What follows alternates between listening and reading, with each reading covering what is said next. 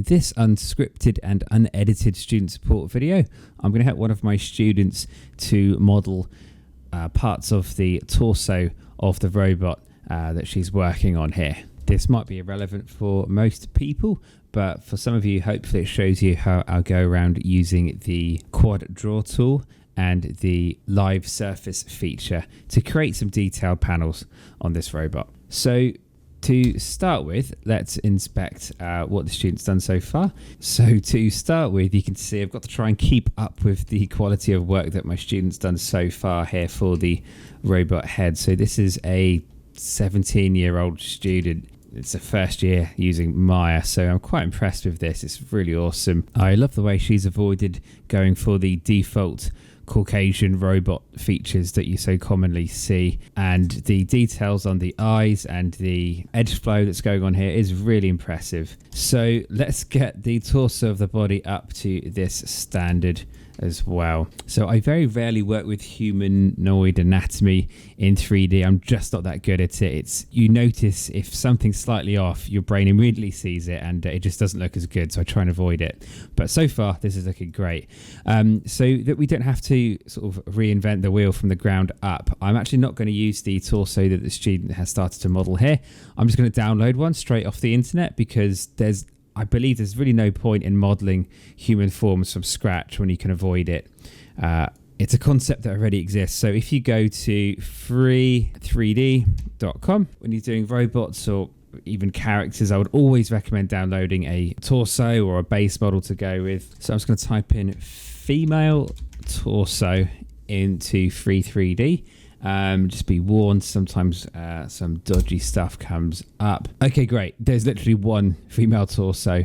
I think if I didn't include the word torso, there'd be all sorts of funky things going on there. But this is an OBJ. That's what Maya likes. OBJs and FBX files are perfect. So I'm going to go ahead and download this one. And I'm going to import it into Maya. So first of all, I'm going to extract the torso model and take it from my downloads folder and put it into this area here. So that's in Documents, Maya, Projects, Default, and Assets. So usually just put OBJ files and stuff in the Assets folder there. And then in Maya, you can go to File, Import, and then you might have to just hit the blue up arrow to come out of that folder, and then go to Assets and open up your file. So when you downloaded stuff off the internet, usually the scale is wildly different and sometimes the axes are wrong. I can see it has popped up in the scene over here. Sometimes it's difficult to spot where it arrives. Always save your scene before you import stuff, I forgot to say as well, because sometimes it can really mess things up. If you have to try and find what you've just imported, you have to go to your outliner, and in your outliner you should be able to see the new object that's appeared in there somewhere, and you should be able to search at the top for the phrase there. Cool. So let's get this set up to be in the right place. So I'm going to move that over to there. I'm going to do E for rotate. I'm going to hold down J for Juliet on the keyboard and rotate this vertical yellow line. I'm going to spacebar to my top view. When I opened this student project earlier, when you hit the spacebar, it stayed in the same scene. If this happens and you cannot see all four orthographic views when you hit spacebar, simply click on this button here on the left and it will restore it. Spacebar to my top view.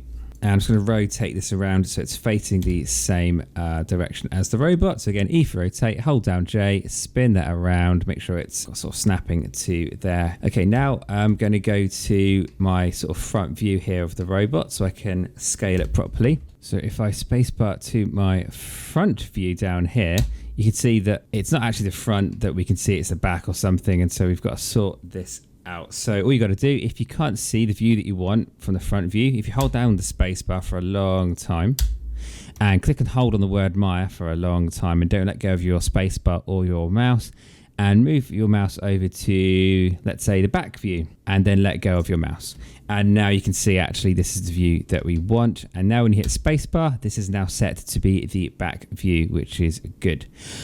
I'm actually going to want to have the 3D view and the back view open simultaneously. So actually would like the back view up here. So I'm just going to do hold down spacebar up here, click and hold on the word Maya, change this to the back view, And if I really want to, I can just change this to the top view to customize my layout there.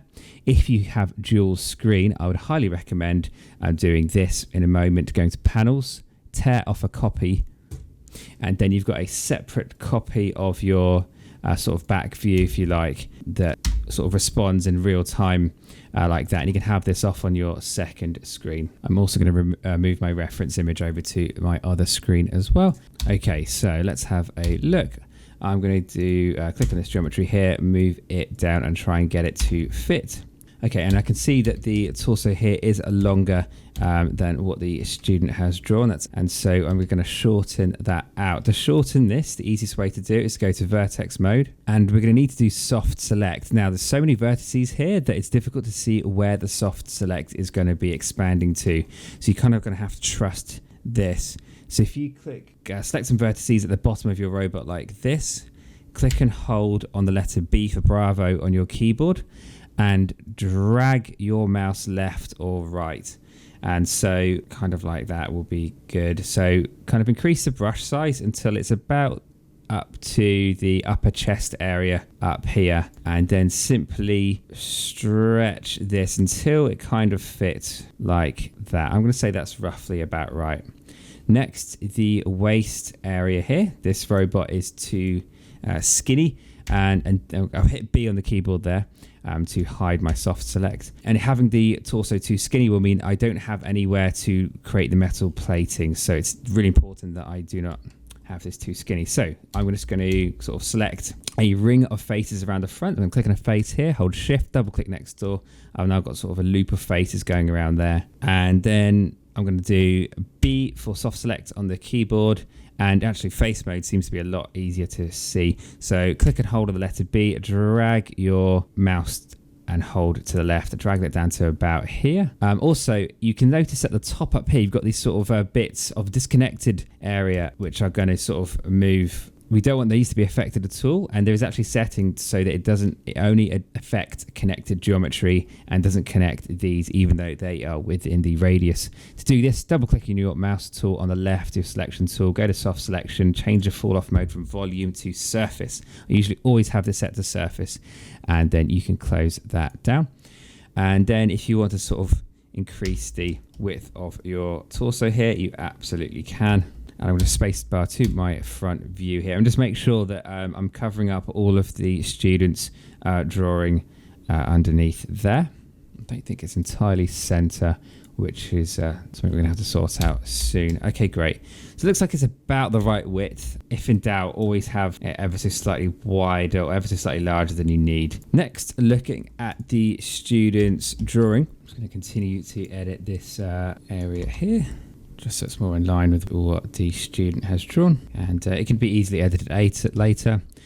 Next, it's making sure the chest area fits. So you can see from the student's drawings of the size of the chest area there, and I never thought I'd say this on my YouTube channel, but we are going to need to do a breast reduction here. So go to face mode and let's click around there and click and hold on the letter B, and you probably want to kind of get about something like that. W for move, and kind of just bring that back a bit there. So it's a bit more true to what my student has drawn. And now I feel the anatomy fits slightly better to what the student has done.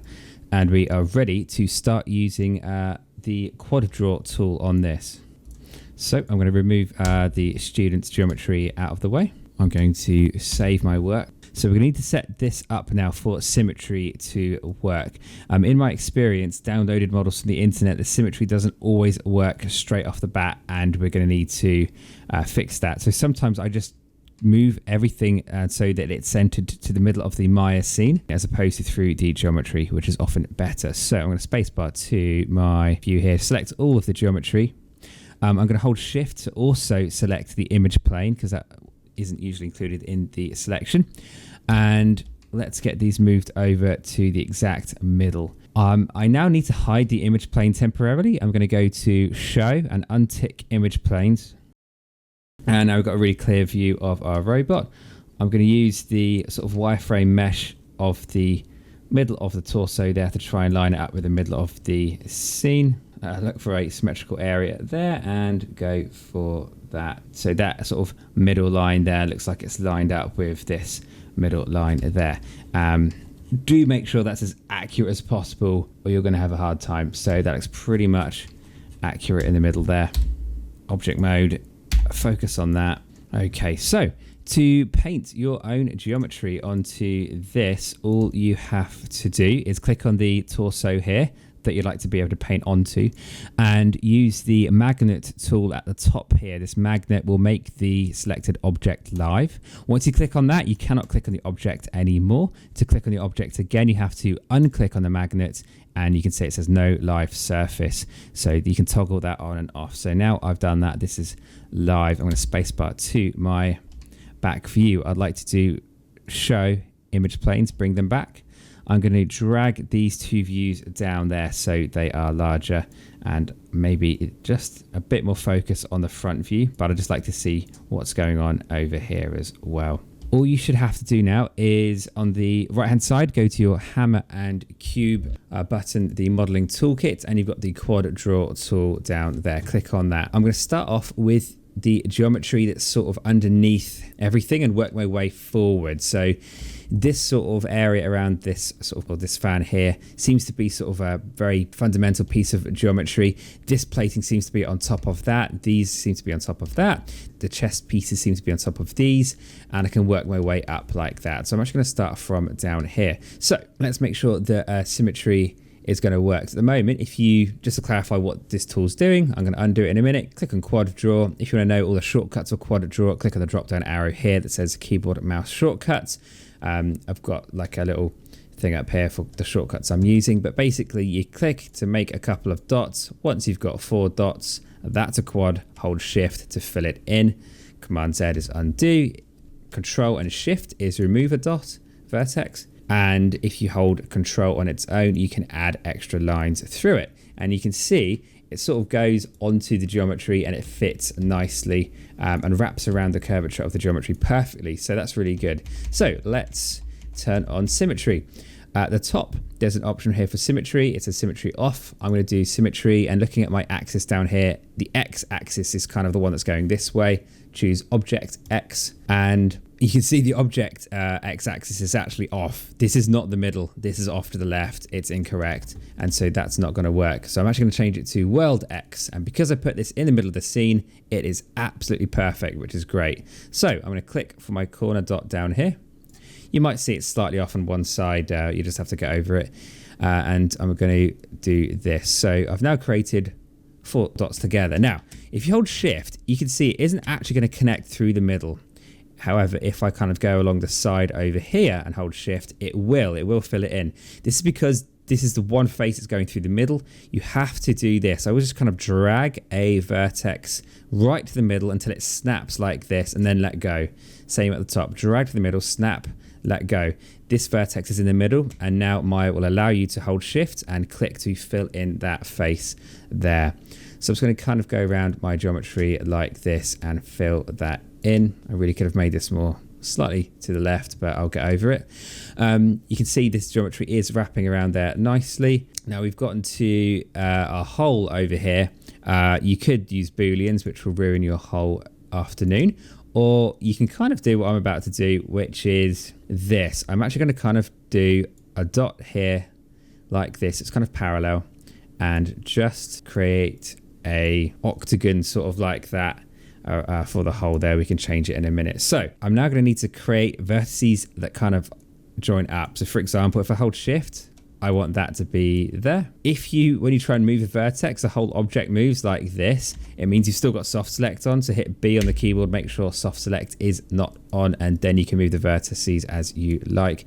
Next, I can hold shift and fill that in. That's great. When I get to here though, it's going to go all squiffy. So I'm going to hold down control on the keyboard and drag in a new edge loop to about here. That's great. I can now hold shift and join that up. Another edge loop, please, there. And that should be okay like this. You can see you can't quite go off the edge here, but you'll just have to do. And just try and make sure every face you draw does look like a square. You're not creating some sort of freakish shape which doesn't work. So just try and keep everything as squarey as possible and you'll be fine. And keep it low poly as you work on this as well, because it's just a lot easier. You can see that we need to hold control, add 2 edge loops here and here. You'll notice it sort of jumps up a bit. That's because it's trying to follow the contours on quite a steep surface there. But you can hold shift and join those up. And you've now created this quite advanced looking piece of geometry here for the sort of lower area, which is great. Oh, I forgot a bit down there as well. Hold and drag your vertex like this. Hold shift to join that all back up.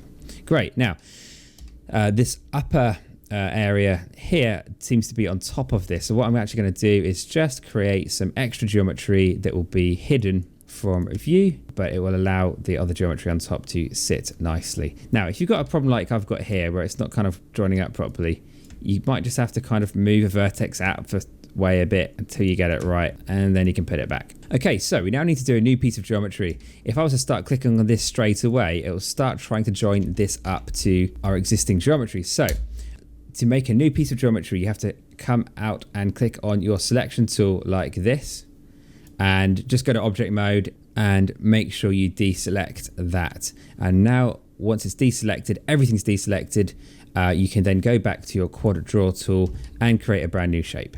So I'm going to go ahead and create this one here. Again, I can't go outside of the torso that I've got, which is why I made it slightly less skinny around the waist. And hold shift to fill in this geometry here. So be careful with geometry that you know is along quite a steep surface like this. As you can see, there's not enough definition in it for it to sort of bend nicely around the side.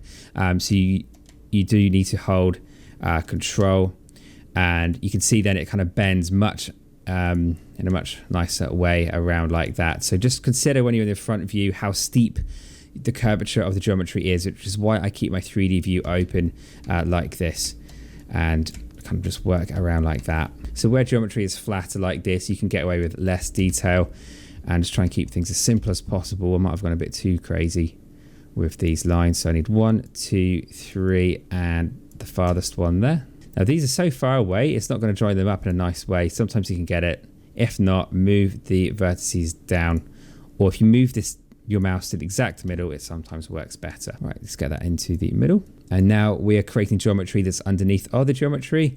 We're never going to see it, but it's important that it's there for any gaps in the other details. I'm holding shift to fill these in like that, and indeed you can see it looks like this sort of same material is actually going all the way up here as well. So I'm just going to kind of just do a few little dots like this all the way up, and then create some parallel vertices for it. So you can see how useful having the scene symmetry working here. I don't know if we bothered to do these bits because I don't think we're ever going to see it.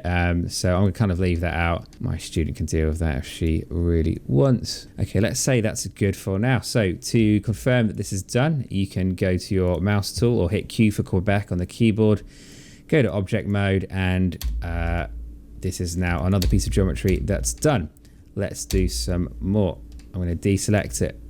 Let's focus now on, okay, these sort of small little bits here, quad draw. So if you kind of have to zoom in quite far for this small detail to the point where it looks like you're working with pixels. You just have to kind of do it. And you now need to kind of keep deselecting this. So I'm just going to quickly do Q, object mode, click away, and repeat the process. To be honest, the student can probably duplicate these along. I'll let her do that. This top one though looks like it slightly maybe needs a bit more detail on it, or might be a slightly different shape. So I'll just go ahead and do that. It can be really hard to try and get these, and if it's kind of difficult, it's looking all triangle-y and stuff, just create some more vertices in the middle so they're a bit more squarish.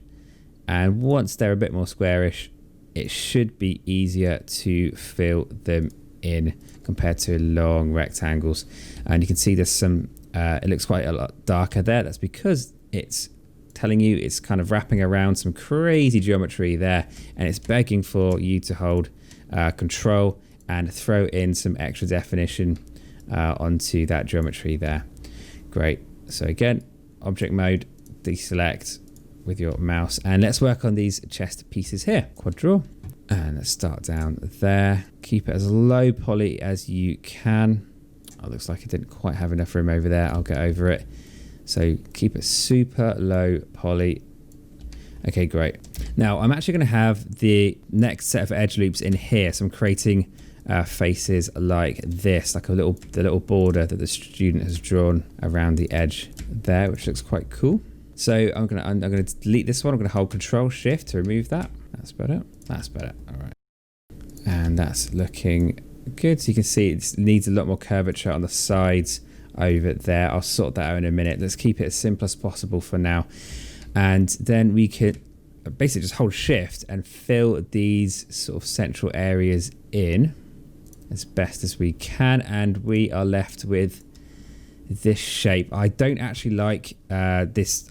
It is a four-sided shape, but it looks like a triangle and it freaks me out. So I'm actually going to undo that and just hold Control and add in another set of vertex up there. And just try that. There we go.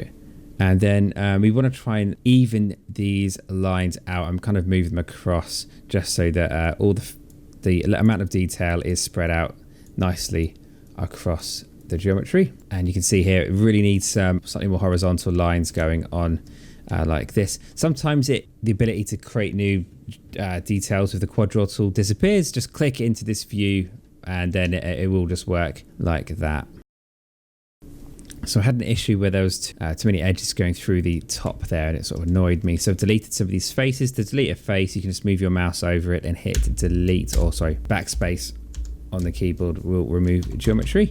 And so I've just set it up like this, and I'm just going to kind of connect the edge flow to just sort of redirect it this way. And now there is a triangle over here, which I can then sort out by holding Control and adding in an edge loop like that.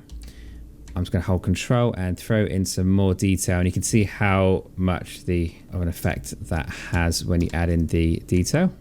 So you can see the chest plate area that my student has drawn is a bit different, and I'm going to have to kind of go into the 3D view and change that up in a second.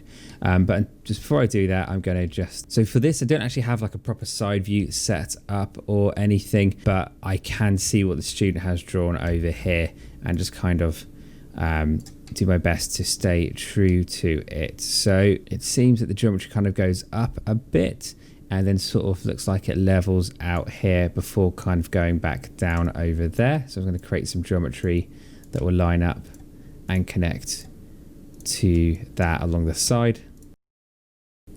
Cool. So when you get to this sort of stuff, it's kind of more up to the artists themselves to kind of be creative and create whatever geometry they think they want to have on the sides and just make it work. Next, let's do the sort of central thing up there. So I'm just going to deselect my geometry, click away, quad draw tool, let's zoom in. It's all looking a little bit messy at the moment, but it all should come together soon, and create some vertices like this. The student hasn't actually drawn in a sort of beveled area, but it's probably a good idea to do that. 1, 2, 3, 4. 1, 2, 3, 4. Hold Shift, join that up, and then hold Shift and join those back up like that. Hold Control to add a little bit more definition down there. I forgot to mention the student has already set up shading to be on X-ray mode, so you can see through the geometry. That's very important as well. And then on the neck, there seems to be some kind of plating going on like this. And then it seems to, obviously it needs to go around the corner like that. It seems to be disconnected to another little plate here. One last one in the middle. And you have to create the middle vertices like this to join that up, move that down. And you've now created most of the geometry for the sort of chest torso area of the robot. Now it's to go and make them 3D. So we're going to now go to click on the magnet so the magnet disappears, and we can now move the torso template back and out of the way, and you can see what on earth is going on in here. In fact, before you do that, it's probably worth making sure you've added all of the detail that you want. So I'm actually going to undo Control Z, and just check that we've got everything in the right place. So this main chest plate here, this one here, I think we need a bit more geometry on that. So I'm just going to go to my quad draw tool. Oops, I need to make sure that the object is live again. So it's going to go back to there, make sure that's live, and then go to click on the geometry I'd like to edit, go to quad draw, and then you're able to edit geometry. I'm going to hold control and just add a bit more detail. And as I add detail, it makes it all fit to the torso really nicely. Next, this bit looks quite low poly. Quad draw, hold control, add in a bit more there. If once you get to more slightly higher detail level, you might notice some of your lines look a bit squiffy. You can just hold shift. Shift will relax the edge flow, so it looks all nice and professional like that. So shift will relax those out, and just keep making sure you add to your shapes before you commit to moving it away. Any geometry that just looks too low poly, go ahead and quad draw in that detail where it's needed. Okay, great. Let's go make this 3D then. So spacebar into your 3D view. Click on your magnet so it goes away. Move the torso out of the way. I'm now going to turn off my wireframe on shaded. All of the geometry that we've just made has hard edges on it. So if you want to go ahead and select all the geometry that you've just made and go to mesh display, soften edge, that will soften that all out for you. Next, it's just to choose which geometry is in front of what. So this one seems to be a bit further back, as well as that one. This one was certainly further forward. These smaller pieces were certainly on top or something like that. This one certainly seems further forward, and you may need to center pivot. So get center pivot on your shelf. That's Control Shift Modify Center Pivot. Make sure that's on your shelf. In fact, you could probably just select all the geometry you just made and do Modify Center Pivot and soften those edges out. Great. So to make these 3D, simply go to face mode, drag select over the entire object, and then simply do extrude, which is mesh extrude. Sorry, edit mesh extrude. There it is. Or you should have it on your shelf. Find the blue arrow. Always find the blue arrow and just pull the blue arrow down a tiny bit, or to the thickness of the plating, which should be around about there. I'd say that's good. And let's keep doing that with everything. So what you can do is all the geometry that you've just made, you can go ahead and select literally everything and then combine it. So I've already done this one. And so this is a really quick way of making everything 3D at once. I'm going to do combine, and then I'm going to go to face mode, double click, select everything. So drag select over everything and then hit extrude, then find the blue arrow, pull the blue arrow out to about there, and you've now made all of the shapes that you've just drawn 3D in one go. And then you can go ahead and separate those, which is a mesh separate, and then you're going to want to immediately center pivot again on those, because when you separate it, the pivot moves, which is annoying. And you can still move these vertices around. The symmetry is still on at the top, which is really handy as well. So once it's all kind of a bit more 3D, it's starting to look a lot better. This one seems to be on top. That's important. Okay, so that is really how I would go about doing panels. If you want, like on the chest area here, you can see the students drawn in sort of slightly more harder edges going on. So if I wanted to really reinforce those, so to get this working, I'm going to hold tab and paint select all the faces that I kind of want raised ever so slightly, just so it looks like the plating here looks slightly reinforced. And then hit extrude, find the blue arrow wherever it is and pull that blue arrow up ever so slightly so you get this sort of effect. I would then recommend clicking on the blue cube beneath the blue arrow and drag that cube to the left. As you do that, you'll see it makes the panels sort of smaller, which is great. Don't do it too much, but just drag them in a little bit just to get that sort of reinforced look. You may then want to go into vertex mode and start moving the side ones manually. That didn't seem to do it on their own. Great, so you've now sort of got a little bit more definition going on there. We could spend all day doing this, but the final step would be to bevel this out. So, and also to test how it looks when you smooth it out as well. So beveling is going to help here. All of these 90-degree corners need to be beveled to look good. So go to edge mode and double click your way around everything that needs to be beveled. This will take a very long time, so I'm only going to do it to a couple of pieces of geometry here. So all the 90-degree edges like this. And make sure you get the corner ones as well. It looks like I have. And then go ahead and hit, oops, not these ones, bevel, and which is edit mesh bevel. And you're only going to want one division on them and keep it quite small. And that will then just pick up some nice highlights and stuff. When working with metal, I always go to assign new material, and I usually put a Fong material, which kind of just helps me see some of the highlights as I'm going around it, as well as any glitches. Like here you can see there's a bit of something weird going on. It's because of this sort of triangle shaped quad that I was unable to avoid. So let's see how this looks when you hit 3 on the keyboard to smooth it. It looks certainly a lot better. If you want to give this more definition, so if I sort of hit 2 on the keyboard, 2 shows you the smooth preview with wireframe on as well. And so if I go to my student's drawing, you can kind of see it is actually quite angled. This just looks too smooth. So you're going to want to angle some of these edges out.